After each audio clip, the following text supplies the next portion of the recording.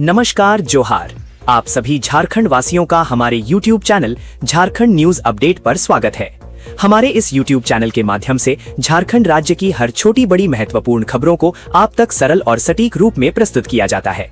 आप सभी से निवेदन है कि हमारे इस YouTube चैनल को लाइक, शेयर एवं सब्सक्राइब अवश्य करें। साथ ही बेल आइकन को दबाना ना भूलें ताकि झारखंड की सभी ताजा और महत्वपूर्ण खबरें आप तक सबसे पहले पहुंच सकें। धन्यवाद। 18 अप्रैल को सीएम आवास का घेराव करेंगे पतरातू के शिक्षक, करेंगे आंदोलन। झारखंड के पतरातू प्रखंड में सहायक अध्यापकों ने अपनी मांगों को लेकर बड़ा आंदोलन करने का फैसला लिया है। रविवार को प्रखंड मुख्यालय परिसर में आयोजित बैठक में ये निर्णय लिया गया कि 18 अप्रैल को राज्य भर के शिक्षक रांची पहुंचकर मुख्यमंत्री आवास का घेराव करेंगे। झारखंड राज्य आकलन सह प्रशिक्षित सहायक अध्यापक संघर्ष मोर्चा की इस बैठक की अध्यक्षता सुरेश करमाली ने की, जबकि संचालन वृजनाथ मुंडा ने किया। बैठक में मौजूद शिक्षकों ने एकजुट होकर आंदोलन को तेज करने पर सहमति जताई। निर्णय लिया गया कि सभी शिक्षक अपने अपने CRC यानी क्लस्टर रिसोर्स सेंटर से रांची पहुंचेंगे और सरकार के खिलाफ विरोध प्रदर्शन करेंगे। बैठक में शिक्षकों ने सरकार को साफ चेतावनी दी कि यदि जल्द ही उनकी मांगों पर बातचीत शुरू नहीं की गई तो वे अनिश्चितकालीन भूख हड़ताल पर बैठने को मजबूर होंगे। शिक्षकों का कहना है कि लंबे समय से उनकी समस्याओं की अनदेखी की जा रही है, जिससे उनमें नाराजगी बढ़ती जा रही है। इस बैठक में कई प्रमुख शिक्षक और पदाधिकारी शामिल हुए। इनमें राज्य सदस्य वसंत कुमार, जिला कोषाध्यक्ष वृजनाथ मुंडा, अनिल राम, सुधीर कुमार, सुनील कुमार, सुरेश करमाली, बसंत राम, कपिल मुंडा, महादेव सोरेन, मुखलाल करमाली, रुपनी देवी, कलावती कुमारी, तारामणि एक्का, पार्वती देवी और जयधन नेहतो सहित कई अन्य शिक्षक उपस्थित रहे। बैठक के अंत में एक महत्वपूर्ण घटनाक्रम भी सामने आया। सहायक अध्यापक महासंघ के पतरातू प्रखंड सचिव बसंत कुमार ने अपने पद से इस्तीफा दे दिया। उन्होंने बताया कि अब वे झारखंड राज्य आकलन सह प्रशिक्षित सहायक अध्यापक संघर्ष मोर्चा के प्रदेश सदस्य के रूप में कार्य करेंगे और आंदोलन को मजबूती देंगे। चतरा पिस्टल की नोक पर CSP संचालक से 2.96 लाख की लूट, बैंक से लौटते वक्त अपराधियों ने घेरा। चतरा सदर थाना क्षेत्र के मोक्तमा रोड स्थित मर्दनपुर के पास सोमवार की सुबह अपराधियों ने बड़ी वारदात को अंजाम दिया। हथियारबंद लुटेरों ने एक CSP ग्राहक सेवा केंद्र संचालक को निशाना बनाते हुए पिस्टल की नोक पर 2,96,000 रुपए लूट लिए। घटना के बाद अपराधी मौके से फरार होने में सफल रहे, जिससे पूरे क्षेत्र में सनसनी फैल गई है। जानकारी के मुताबिक हसौत गांव के रहने वाले पीड़ित CSP संचालक अरविंद कुमार हर दिन की तरह सोमवार सुबह state bank of India SBI की तपेज शाखा और ATM से राशि निकालकर अपने केंद्र मोक्तमा जा रहे थे। इसी दौरान अपाचे बाइक पर सवार 3 अपराधियों ने उनका पीछा करना शुरू किया। जैसे ही अपराधियों की मोटरसाइकिल पीड़ित के पास पहुंची, उन्होंने उसे जोरदार धक्का मारा। ठोकर खाकर वो गिर पड़े। संचालक के गिरते ही अपराधियों ने उन्हें घेर लिया और पिस्टल तान दी। लुटेरों ने उसे गोली मारने की धमकी देते हुए रुपयों से भरा बैग सौंपने को कहा। जान बचाने के लिए डरे सहमे संचालक ने बैग अपराधियों के हवाले कर दिया। अपराधी बैग के साथ साथ उनका मोबाइल भी छीन ले गए। हालांकि कुछ दूरी पर जाने के बाद उन्होंने मोबाइल सड़क किनारे फेंक दिया। हालांकि पीड़ित ने कुछ दूर तक लुटेरों का पीछा करने की कोशिश की, लेकिन सफल नहीं हो सके। लूट की सूचना मिलते ही सदर थाना प्रभारी अवधेश कुमार सिंह पुलिस बल के साथ घटनास्थल पर पहुंचे और मामले की छानबीन शुरू की। CSP संचालक ने अज्ञात अपराधियों के खिलाफ थाने में लिखित आवेदन दिया है। थाना प्रभारी ने बताया कि पुलिस आसपास के क्षेत्रों में लगे CCTV कैमरों की फुटेज खंगाल रही है ताकि अपराधियों का सुराग मिल सके। पुलिस ने दावा किया है कि जल्द ही अपराधियों की पहचान कर उन्हें गिरफ्तार कर लिया जाएगा। इस घटना ने एक बार फिर बैंक से मोटी रकम लेकर चलने वाले व्यवसायियों की सुरक्षा पर सवाल खड़े कर दिए हैं। उत्पादन बढ़ा पर नहीं सुधरी आर्थिक सेहत। HEC को इस साल 350 करोड़ का नुकसान, मशीनों की खराबी बनी बाधा।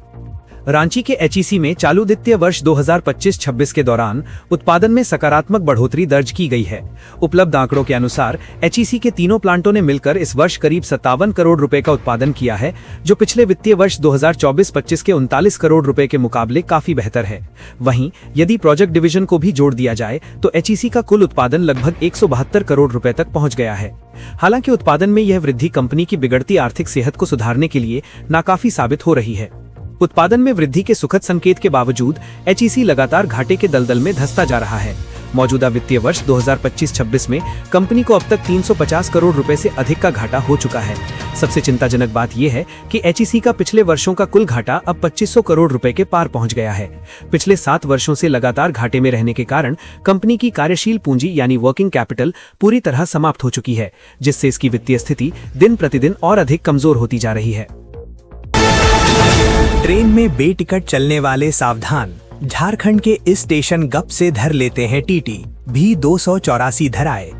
चक्रधरपुर रेल मंडल द्वारा बिना टिकट और अनियमित टिकट पर यात्रा करने वालों के खिलाफ सघन अभियान चलाया गया। इस विशेष जांच अभियान में एक ही दिन में बड़ी संख्या में मामलों का खुलासा हुआ।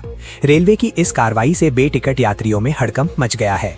रेलवे वाणिज्य विभाग की ओर से मिली जानकारी के अनुसार अभियान के दौरान कुल 284 मामले दर्ज किए गए।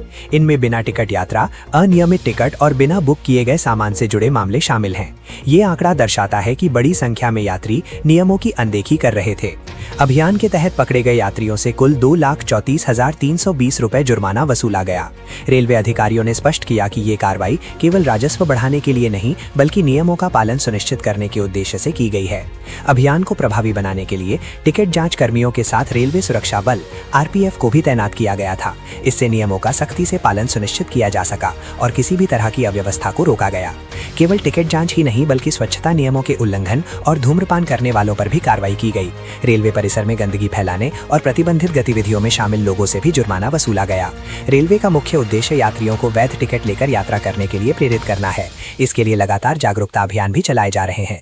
यात्रियों से अपील की जा रही है कि वे बुकिंग काउंटर या अधिकृत माध्यमों से ही टिकट खरीदें। इटखोरी में बदहाल 108 एम्बुलेंस, स्ट्रेचर पर रस्सी से बांधे जाते हैं मरीज। झारखंड के चतरा जिले के इटखोरी प्रखंड में स्वास्थ्य व्यवस्था की हकीकत एक बार फिर सामने आई है। यहां मरीजों की आपातकालीन सेवा के लिए उपलब्ध 108 एम्बुलेंस खुद ही आपात स्थिति में नजर आ रही है। एम्बुलेंस की हालत इतनी खराब हो चुकी है कि इसे इस्तेमाल करना मरीजों की जान जोखिम में डालने जैसा है। हालत यह है कि एम्बुलेंस के स्ट्रेचर पर मरीजों को रस्सी से बांधकर अस्पताल तक पहुंचाया जाता है। स्थानीय लोगों और एम्बुलेंस कर्मियों के अनुसार ये वाहन पूरी तरह जर्जर हो चुका है। एम्बुलेंस में पिछले 1 साल से ऑक्सीजन उपलब्ध नहीं है, जो किसी भी आपात स्थिति में सबसे जरूरी संसाधन होता है। इसके अलावा हेडलाइट खराब है, पंखा और एसी काम नहीं करते और वाहन की सीढ़ी भी टूट चुकी है। एम्बुलेंस में नियुक्त तकनीशियन ईएमटी अमन कुमार यादव ने बताया कि ये एम्बुलेंस सिर्फ नाम के लिए है। उन्होंने कहा कि इस वाहन से मरीजों को ले जाना उनके जीवन के साथ खिलवाड़ करने जैसा है। एम्बुलेंस में मौजूद जीवन रक्षक उपकरण पूरी तरह निष्क्रिय हो चुके हैं और ये वाहन सिर्फ एक ढांचा बनकर रह गया है। तकनीशियन ने बताया कि एम्बुलेंस के 3 टायर खराब हैं और हेडलाइट काम नहीं करती। ऐसे में रात के समय मरीजों को अस्पताल पहुंचाना बेहद मुश्किल हो जाता है। कई बार हजारीबाग रेफर के दौरान मोबाइल फोन की रोशनी का सहारा लेना पड़ता है। ये स्थिति स्वास्थ्य सेवाओं की गंभीर लापरवाही को उजागर करती है। एम्बुलेंस का स्ट्रेचर भी टूट चुका है, जिससे मरीजों को सुरक्षित रखना मुश्किल हो जाता है। कई बार मरीजों को स्ट्रेचर पर रस्सी से बांधकर अस्पताल ले जाना पड़ता है। इसके अलावा पीछे की सीढ़ी टूटने के कारण मरीजों को चढ़ाने और उतारने में भी भारी परेशानी होती है। एम्बुलेंस कर्मियों का कहना है कि इस समस्या की जानकारी कई बार विभाग के वरीय अधिकारियों को दी गई है, लेकिन अब तक कोई ठोस कार्रवाई नहीं हुई है। ऐसे में मरीजों को भगवान भरोसे अस्पताल पहुंचाया जा रहा है।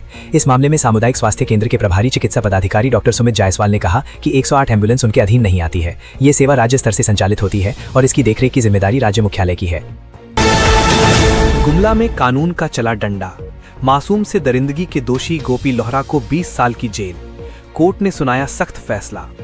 जिला एवं अपर सत्र न्यायाधीश 4 सह विशेष न्यायाधीश पोक्सो संजीव भाटिया की बेंच ने आरोपी 35 वर्षीय गोपी लोहरा को दोषी करार देते हुए 20 वर्ष के कठोर कारावास की सजा सुनाई है। अदालत ने इस मामले की गंभीरता को देखते हुए इसे समाज के लिए एक कलंक माना और कानून की अधिकतम धाराओं के तहत दोषी को दंडित किया।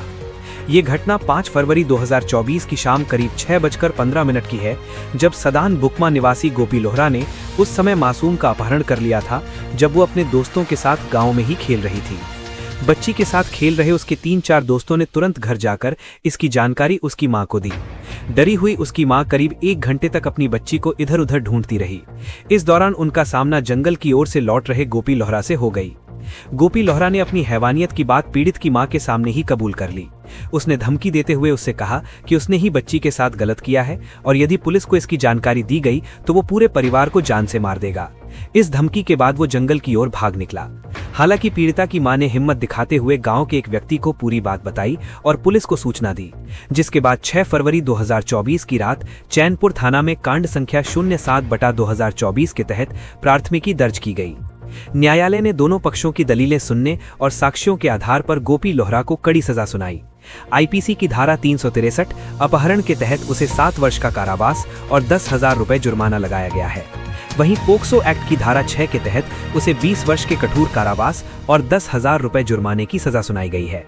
अदालत ने अपने आदेश में यह भी स्पष्ट किया कि यदि दोषी जुर्माने की राशि जमा करने में विफल रहता है तो उसे 1 वर्ष का अतिरिक्त कारावास भुगतना होगा।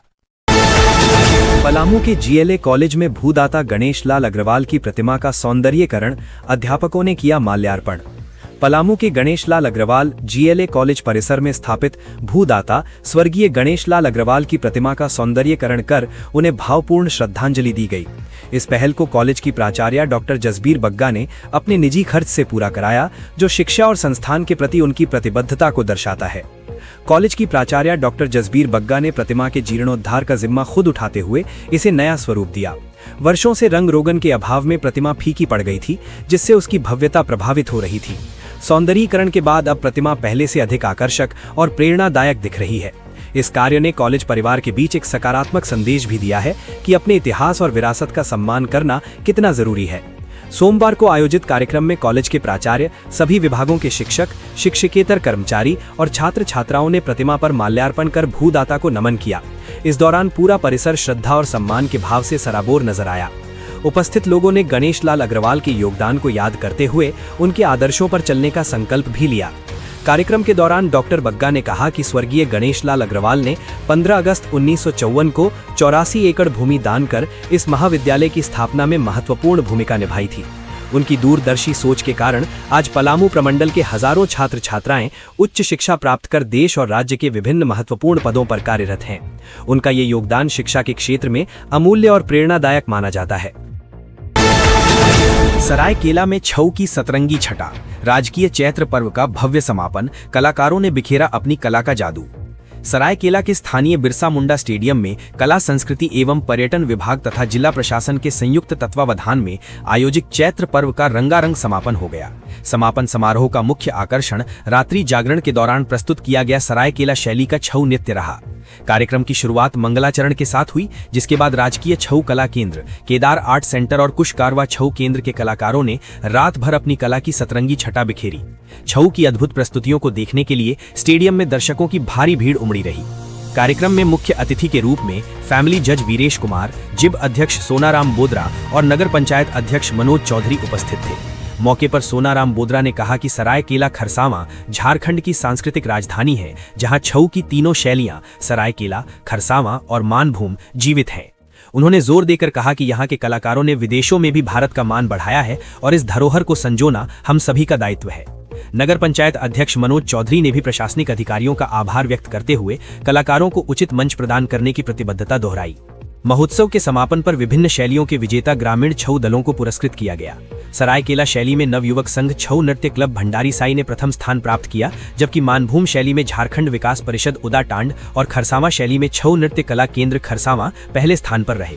इसके साथ ही छऊ कला के विकास में महत्वपूर्ण भूमिका निभाने वाले गुरुओं और वरिष्ठ कलाकारों को भी अंग वस्त्र व प्रमाण पत्र देकर सम्मानित किया गया। चैत्र पर्व के धार्मिक पक्ष के तहत अंतिम दिन कालिका घट निकाला गया। स्थानीय खरकई नदी के तट पर पूजा अर्चना के पश्चात घट को गुदड़ी बाजार स्थित शिव मंदिर में स्थापित किया गया।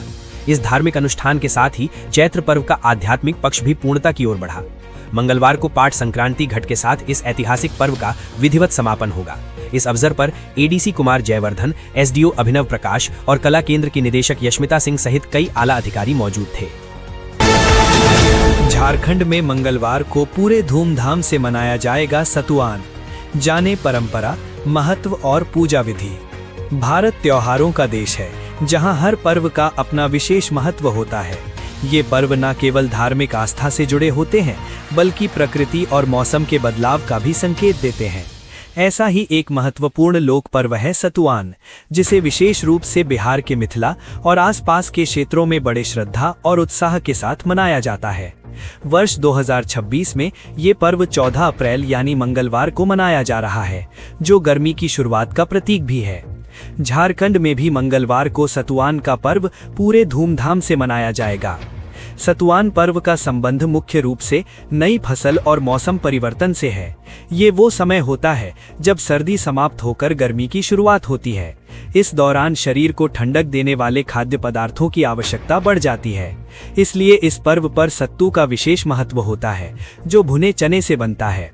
सत्तू न केवल पौष्टिक होता है, बल्कि लंबे समय तक सुरक्षित भी रहता है और गर्मी में शरीर को ठंडक प्रदान करता है। यही कारण है कि इसे इस पर्व का मुख्य भोजन माना जाता है। ये पर्व हमें प्रकृति के अनुरूप जीवन जीने और अपने खान पान को मौसम के हिसाब से ढालने की सीख देता है। सतुवान पर्व का संबंध मेष संक्रांति से भी जुड़ा हुआ है। इस दिन सूर्य मीन राशि से निकलकर मेष राशि में प्रवेश करते हैं। हिंदू सौर कैलेंडर के अनुसार ये नए साल की शुरुआत मानी जाती है। इस दिन सूर्य की किरणें विशेष रूप से प्रभावशाली मानी जाती हैं। धार्मिक मान्यताओं के अनुसार इन किरणों में अमृत तत्व होता है, जो शरीर को ऊर्जा और स्वास्थ्य प्रदान करता है। इसलिए इस दिन स्नान, दान और सूर्य उपासना का विशेष महत्व होता है।